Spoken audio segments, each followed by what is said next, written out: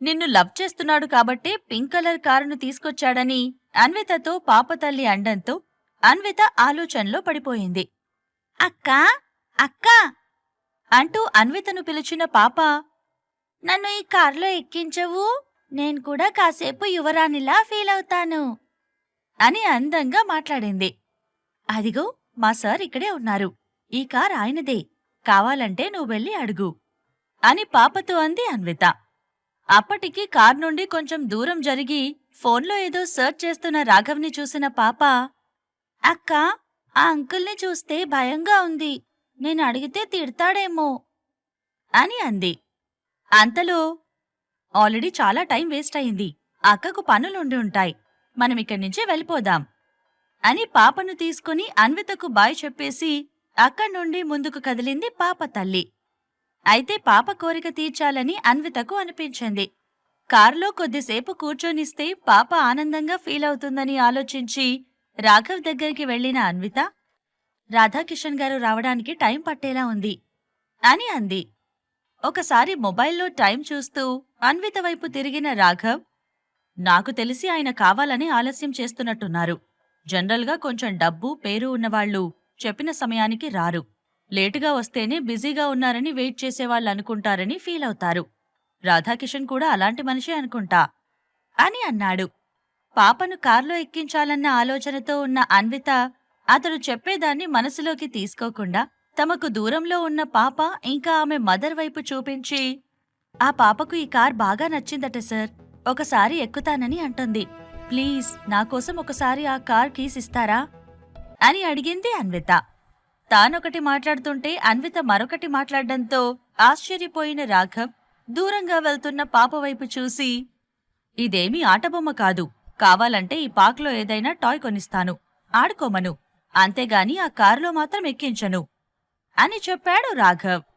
ఆ పాప చాలా ముద్దుగా అడిగింది సార్, ఎంతో చక్కగా మాట్లాడుతోంది, అండ్ ఆ పాప చాలా మంచిది, రాధాకిషన్ కొడుకు రిషిలాగా కాదు, తనేమీ కార్ని పాడు చేయదు, ఒకవేళ అలా చేస్తే మీరు నా శాలరీలోంచి అమౌంట్ కట్ చేసుకోండి అని ఖచ్చితంగా ఆ పాపను కారులో ఎక్కించాలన్న ఉద్దేశంతో చెప్పింది అన్విత. ఆమె బతిమలాడ్డంతో వద్దని చెప్పలేక సరే అన్నాడు. దాంతో నడుచుకుంటూ వెళ్తున్న పాప వైపు వేగంగా పరిగెత్తిన అన్విత కారులో కూర్చుందామని రమ్మని పిలిచింది. దాంతో పాప ఎంతగానో సంతోషపడింది. పాప తల్లి కూడా థ్యాంక్యూ అంటూ చిన్నగా నవ్వింది. అమ్యూజ్మెంట్ పార్క్ జనాల మాటలతో గోలగోలగా ఉంది. కొందరు పిల్లలు బూరలు ఊదుకుంటూ ఆ గోలను మరింత ఎక్కువ చేస్తున్నారు. ఆ గోలలోనే ముగ్గురూ కలిసి కార్ దగ్గరికొచ్చేసరికి డోర్స్ ఓపెన్ చేసి పెట్టాడు రాఘవ్. కార్ ఫ్రంట్ సీట్లో కూర్చోవడానికి సిద్ధమైన పాప థ్యాంక్యూ అంకుల్ అని రాఘవ్ని చూస్తూ అంది. ఆ మాటతో రాఘవ్ ఒక్కసారిగా బిత్తరపోయాడు. అన్వితను అక్క అని పిలిచిన పాప తనను అంకుల్ అండంతో కొద్దిగా కోపం తెచ్చుకొని, తనను అక్క అంటున్నావు, నన్ను అంకుల్ అంటున్నావు, నేనంత పెద్దవాడిలా కనిపిస్తున్నానా అని పాప వైపు చూస్తూ అన్నాడు. అలా కాదంకుల్, మీరు కోపంగా ఉన్నారు కదా, అంకుల్సే అలా ఉంటారని అలా అన్నాను అని ముద్దుగా చెప్పింది పాప. రాఘవ్కి ఆశ్చర్యంగా అనిపించింది. నేను కోపంగా ఉన్నానా? నా ఫేస్ అలా కనిపిస్తుందా అని తన మనసులోనే అనుకున్న రాఘవ్ మొహం మీదికి నవ్వు తెచ్చుకోవడానికి ప్రయత్నం చేశాడు. కాని అది అతని వల్ల కాలేదు. ఇటువైపు అన్విత మాత్రం పాప మాటలకు తెగ నవ్వుకుంటోంది. అది గమనించిన పాప తల్లి, మిహిరా, పెద్దవాళ్లతో ఇలాగేనా మాట్లాడేది అంటూ పాప వైపు కోపంగా చూసేసరికి పాప సైలెంట్గా ఊరుకుండిపోయింది. ఇంకా అక్కడే ఉంటే ఏదో ఒకటి మాట్లాడుతూ ఉంటారని అక్కడ్నుంచి కొంచెం దూరం వెళ్లాడు రాఘవ్. అతడు అటు వెళ్ళగానే, నువ్వు మీ బాస్ అని చెప్తున్నావు కానీ అతనికి నీ మీద ఇష్టమున్నట్టు నాకనిపిస్తుంది, అతని చూపుల్లో ఆ విషయం తెలుస్తోంది అని అన్వితతో అంది పాప తల్లి. ఆమె మాటలకు ఒకసారి రాఘవ్ వైపు చూసిన అన్విత తిరిగి పాప తల్లి వైపు చూసి, అలా ఎలా తెలుస్తుంది? ఆయన చూపులను అంతలా అనలైజ్ చేశారా అని అడిగింది. ఎస్ అన్నట్టుగా తల ఊపిన పాప తల్లి, మీ బాస్ మా వైపు చూసినప్పుడు కొంచెం కఠినంగా చూశారు, అదే నీ వైపు చూసినప్పుడు మాత్రం అతని కళ్లలో ఒక చిన్న మెరుపు కనిపిస్తోంది, అదొక్కటి చాలు. అటువైపు తిరిగింది. ఆ కార్లోంచి మొదటగా రిషి దిగాడు. ఆ తర్వాత అవినాష్, లాస్య, జయశ్రీ, రాధాకిషన్ ఒక్కొక్కరుగా దిగారు. వీళ్ళందరూ వచ్చారేంటి అని మనసులో అనుకున్న అన్విత వాళ్ల వైపే చూస్తోంది. అది గమనించిన పాప తల్లి, మీరు వెయిట్ చేస్తోంది వాళ్లకోసమేనా? ఓకే, మేం వెళ్ళిపోతాం అంటూ అన్వితను డిస్టర్బ్ చేయకూడదన్న ఉద్దేశంతో కార్లో నుండి దిగి వెళ్ళిపోయారు. రాధాకిషన్ రాగానే తనకు కాల్ చేయమని రాఘవ్ చెప్పడంతో వెంటనే మొబైల్ని చేతిలోకి తీసుకుని కాల్ కలిపింది అన్విత. అటువైపు కారులోంచి దిగిన లాస్య అవినాష్ చేతిలో చేయి వేసి పూర్తిగా అతనికి అతుక్కుపోయి అమ్యూస్మెంట్ పార్క్లోని జనాల వైపు చూస్తోంది. లాస్య స్పర్శ అవినాష్కి నచ్చడం లేదు, కానీ తన అయిష్టాన్ని ఇప్పుడు చూపించడం బాగోదని ఆమెకు అడ్డు చెప్పడం లేదు. అవినాష్, నాకొక బెలూన్ కొనిపెట్టవా అని పింక్ కలర్ కార్ అవతల ఉన్న బెలూన్లను అమ్మే వ్యక్తిని చూపించింది లాస్య. అవినాష్కి కోపమొచ్చింది. నువ్వేమైనా చిన్నపిల్లవా బెలూన్తో ఆడుకోవడానికి అని కోపం తెచ్చుకున్నాడు. చిన్నపిల్లలే బెలూన్తో ఆడుకోవాలా ఏంటి అని ఎదురు ప్రశ్నించడంతో ఏమీ అనలేక బెలూన్ కొనడానికి బయలుదేరాడు అవినాష్. తానున్న ప్లేస్ నుండి 2 అడుగులు వేసేసరికి పింక్ కలర్ కార్లో అన్విత అతనికి కనిపించింది. వెంటనే అతడి అడుగులు ఆగిపోయాయి. అదే సమయంలో అన్వితను లాస్య కూడా గమనించింది. ఇది ఇక్కడేం చేస్తుంది? ఎక్కడికెళ్లినా ఈ దరిద్రపు కొట్టుది కనిపిస్తూనే ఉంది అని మనసులో తిట్టుకుంటూ, అవినాష్, నాకు బెలూన్ వద్దు, నువ్వొచ్చేయి అని గట్టిగా అరిచింది లాస్య. కాని అవినాష్ వినలేదు. అన్వితను చూడాలన్న కోరికతో పింక్ కలర్ కార్ దగ్గరికి వెళ్తూనే ఉన్నాడు. మరో 10 అడుగులు వేస్తే పింక్ కలర్ కార్కి అవినాష్ చేరబోతున్నాడన్న సమయంలో అమ్మా అంటూ గట్టిగా అరిచింది లాస్య. మమ్మీ, నాకు కాలు వెనికింది అని నొప్పితో గట్టిగా అరుస్తోంది లాస్య. అయినా కూడా అవినాష్ పట్టించుకోకుండా కారు వైపు వెళ్తూనే ఉన్నాడు.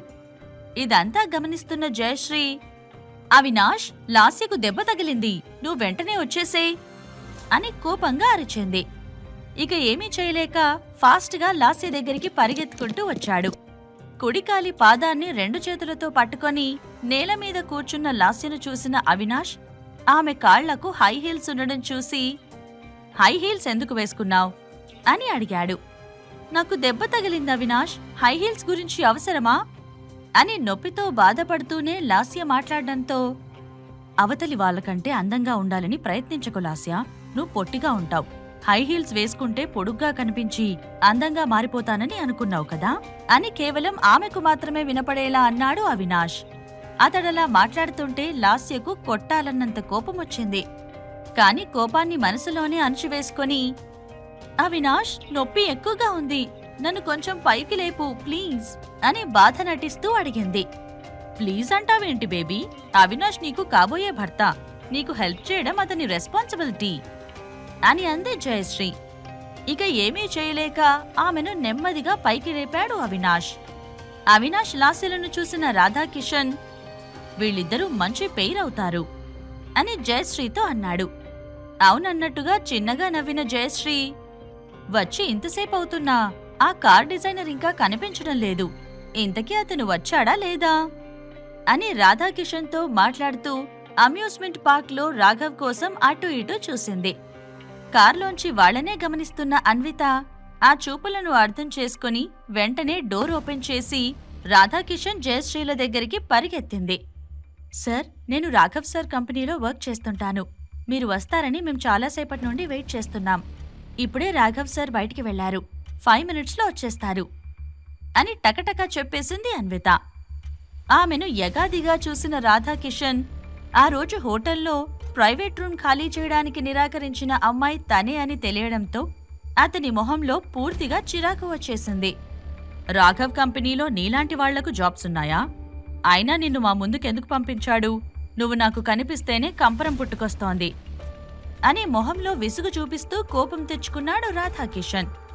అన్వితను చూడగానే రిషి కోప్పడుతూ, డాడీ, ఈ దొంగ మొహంది మళ్లీ కనిపించింది, మనమిక్కడి నుండి వెళ్ళిపోదాం పదా అంటూ అరవడం మొదలుపెట్టాడు. రిషి, అలా మాట్లాడకూడదు, ఇటురా అని అతన్ని దగ్గరికి పిలుచుకున్న జయశ్రీ అతని చెవిలో ఏదో చెప్పింది. దాంతో అతడు అక్కడ్నుంచే వెళ్ళిపోయాడు. అన్విత కనిపించగానే ఆమె వైపు నుండి చూపును తిప్పుకోలేకపోతున్నాడు అవినాష్. పక్కనే లాస్య, జయశ్రీ ఉన్నా కూడా అతని చూపులు అన్విత మీదే ఉన్నాయి. అది గమనించిన లాస్య, మమ్మీ చూసావా అన్వితను ఎలా చూస్తున్నాడో? ఇప్పుడు నన్నేం చేయమంటావో చెప్పు అని ఆమె చెవిలో నెమ్మదిగా గొనిగింది. నేను కూడా అవినాష్ని అబ్జర్వ్ చేస్తున్నాను లాస్య. అన్వితను తినేసేలా చూస్తున్నాడు. అయినా నువ్వు పేషెన్సీతో ఉండు. అనవసరంగా గొడవ చేయకు. మగాళ్లను రెచ్చగొడితే ఇంకా రెచ్చిపోతారని నీకింతకు ముందే చెప్పాను.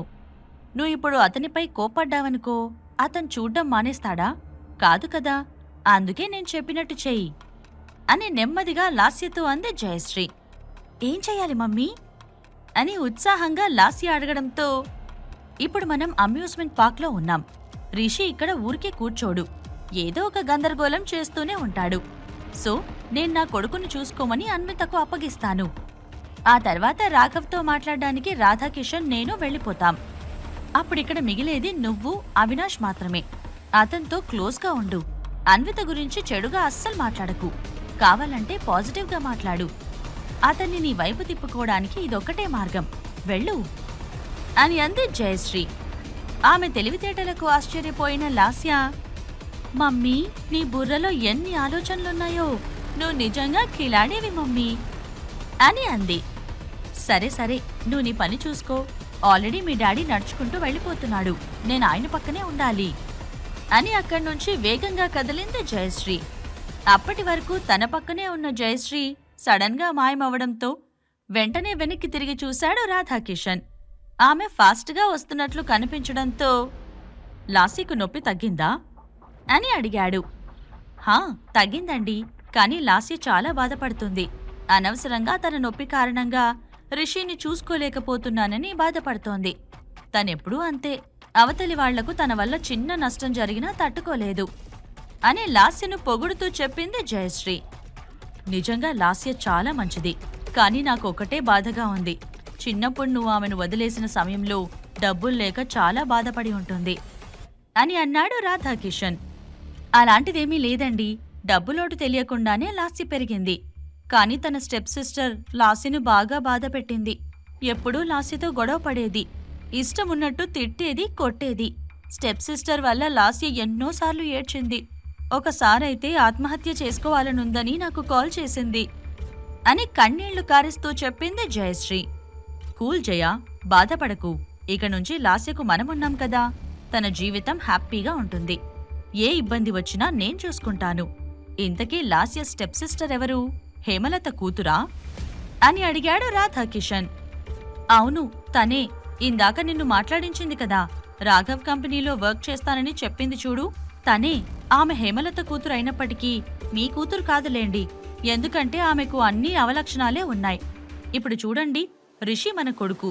వాడికన్నీ మన బుద్ధులే వచ్చాయి. మీలాగా వాడు సాఫ్ట్గా ఉంటాడు. నాలాగా వాడు అందర్నీ ఒకేలా చూస్తాడు. కాని అన్విత అలా కాదు. హేమలత అక్కలా తనకు మంచి లక్షణాలు లేవు.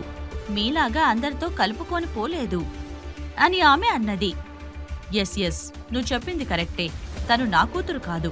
మొదటిసారి నేను చూసినప్పుడు హేమలతలాగా అనిపించింది. నేను కూడా షాక్ అయ్యాను. కానీ నువ్వు చెప్పిన అవలక్షణాలను చూస్తుంటే తను నా కూతురు కాదని అర్థమవుతుంది అని అన్నాడు రాధాకిషన్. ఆ మాటలు వినగానే జయశ్రీ ఆనందంగా నవ్వుకుంది. జయశ్రీకి రాధాకిషన్కి మధ్య ఉన్న సంబంధం 20 ఏళ్ల క్రితం నుండే ఉందా? ఈ ప్రశ్నలకు సమాధానాలు తెలుసుకోవాలంటే నెక్స్ట్ ఎపిసోడ్ వినాల్సిందే. క్రింద ఇచ్చిన లింక్ ని క్లిక్ చేసి పాకెట్ ఎఫ్ఎం యాప్ ని ఇన్స్టాల్ చేసుకోండి. Stay tune to pocket FM.